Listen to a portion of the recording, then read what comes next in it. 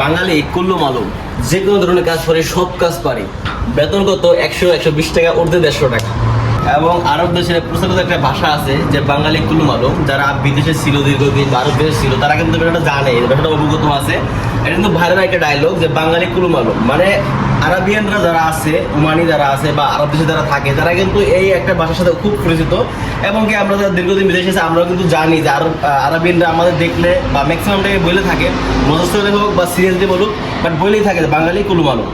তো আরবিয়ানরা আমাদের বাংলাদেশিদের এগুলো বলার অনেকগুলো কারণও আছে। কারণ আমরা যারা বাংলাদেশিরা আছি, যারা বাংলাদেশ থেকে নতুন বিদেশে যাওয়ার জন্য প্ল্যান করতেছি, তারা কিন্তু বাংলাদেশে শুধু প্ল্যানই করে, মানে ঘুমায় থাকে, বসে থাকে, কোনো কাজ শিখে না। কাজ না শিখে কিন্তু সে মানে ওয়েট করে বা অপেক্ষা করে যে কবে একটা ভিসা মিলবে, কবে বাংলাদেশ থেকে বিদেশে পাড়ি দিব, কবে আরব দেশে যাবো, বা বিশ্বের যে কোনো দেশ হইতে পারে, যে কোনো দেশে হইতে পারে, বাট সেগুলো কোনো কাজ শিখে না। বাট একটা বিষয় হলো, এটাই হলো আমাদের প্রবলেম। কারণ আমরা যখন মানে কাজ না শিখে, মানে অদক্ষ বা আনস্কিল নিয়ে যখন বিদেশে আমরা আসি, আরব দেশে আসি বলে, মানে যে কোনো কান্ট্রি যায় না কেন, তখন কিন্তু আমাদের কোনো স্কিল থাকে না। বা আমাদের যে স্পন্সর থাকে বা যে এখানে আমরা যে প্রতিষ্ঠানে কাজে আসি, সেখানে কিন্তু অনেক পুরাতন, অনেক আগের লোকও আছে। বাট আমরা যখন বাংলাদেশ থেকে নতুন ওমানে আসি, তখন আমরা কিন্তু কথা পারি না, কোনো ভাষা পারি না, কোনো কাজ জানি না। তখন কিন্তু সেই মানুষটা কিন্তু খুব স্ট্রাগল করে, এবং এমনও হয়ে যায় যে সে 2 মাস কাজ করার পরে আবার বাংলাদেশে ফেরত যায়।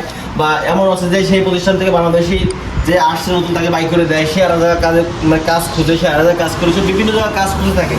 যখন সে একটা জায়গায় কাজ না পায়, তখন কিন্তু সে মানে কাজ পাওয়ার জন্য সে কিন্তু মিথ্যা বলে যে হ্যাঁ আমি সব পারি, মানে কাজ না পাইলেও কিন্তু সে বলে দেয় আমি কাজ পারি। তখন কিন্তু মানে এটা কিন্তু আমাদের মানে সিরিয়াল বাই সিরিয়াল আসতেছে।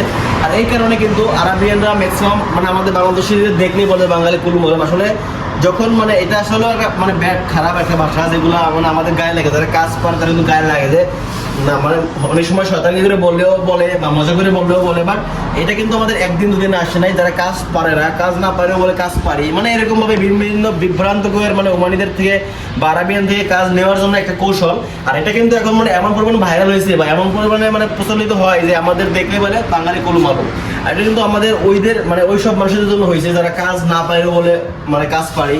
আবার কোনো কাজে দক্ষ বা কোনো স্কিল না নিয়ে কিন্তু ওমানে চলে আসি বা বিদেশে চলে আসি বা আরব দেশে চলে আসি, তাদের জন্য কিন্তু এই একটা ভাষা আমাদের মানে বাংলাদেশের জন্য খুবই মানে লজ্জাজনক একটা বিষয় যারা বিনা দেখে এগুলো বলে। বাট সবাইকে না, বাট ম্যাক্সিমাম টাইম এগুলো বলে থাকে। যারা আরব দেশে আসার জন্য চিন্তা ভাবনা করেছিলেন বা প্ল্যান করেছিলেন, ভাই তাদেরকে আমি একটা সাজেস্ট করি যে কোনো কাজ শিখে তারপরে যেন ওমানে আসে বা আরব দেশে আসে, মানে যে কোনো কান্ট্রিতে যাক না কেন, আপনি কোনো একটা নির্দিষ্ট কাজ শিখে আসেন। কারণ আরব দেশে বা বিদেশে কিন্তু অনেক পরিমাণে কাজের চাহিদা আছে। যেমন এখানে কিন্তু নর্মালি বাংলাদেশিরা যেগুলো কাজ করে থাকে, এগুলো মনে করেন গাড়ির গ্যারেজের কাজ বা সুপার মার্কেটের কাজ বা টেইলারের কাজ বা বার্বার শপের কাজ, এগুলো কাজ মানে দক্ষ হয়ে আসা ভালো। আর বিশেষ করে আরব দেশে কিন্তু সব থেকে বেশি কাজ কোনগুলো চলে, রেস্টুরেন্টের কাজ, রেস্টুরেন্টের কাজ শিখছে বা রেস্টুরেন্টের কাজ পারে বা কফি শপের দোকানের কাজ, এগুলো কাজ শিখে আসলে মানে আরব দেশে একটা ভ্যালু পাওয়া যায়।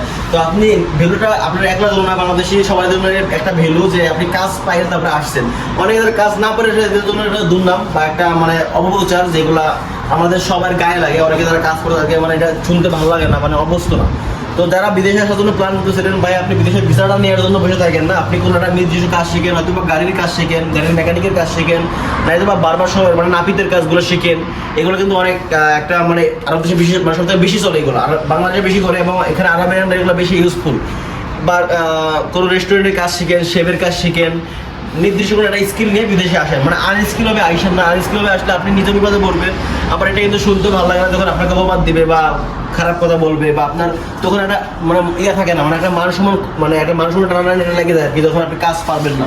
আর দ্বিতীয়ত হচ্ছে আপনি যদি একদম কোনো কাজ নাও শিখে আসেন, আপনি মধ্যে একটা ভাষা শিখে আসেন, হয়তো বা ইংলিশে পারদর্শী হন বা আরবিতে পারদর্শী হন, কাজ আপনি এখান থেকে পরে আস্তে আস্তে শিখতে পারবেন। বাট অনেকে আছে যে দুইটার একটা পারে না, ভাষাও পারবে না, কাজও পারবে না, কিছু পারবে না, বিদেশে আসে কোনো একটা ভিসা নিয়ে, তখন সে কিন্তু অনেক স্ট্রাগল করে এবং সে অনেক বিপদে থাকে। এবং যে প্রতিষ্ঠানে আসে সেই যে অনার, সেও কিন্তু একটা মানে অসন্তুষ্ট হয়ে যায় তার প্রতি যে সে কাজ পারে না, কাজ আর কত শিখাবো, বা যেখানে যে পুরাতন লোক যারা কাজ করে তারাও কিন্তু অসন্তুষ্ট হয়ে যায় আমি আর কত কাজ শিখাবো। কারণ এটা কিন্তু আমরা আরব দেশে যারা মানে দীর্ঘদিন ধরে আছি, তারা কিন্তু জানি যে আসলে এই বিষয়টা কিন্তু খুবই মানে এফেক্ট করে আমাদের জন্য। তো আনস্কিল করে বিদেশে আসার জন্য মানে চিন্তা ভাবনা করেন না, আপনি একটা কাজ শিখে আসেন, নির্দিষ্ট একটা কাজে আসেন, এটা আপনার জন্য ভালো এবং দেশের জন্য ভালো।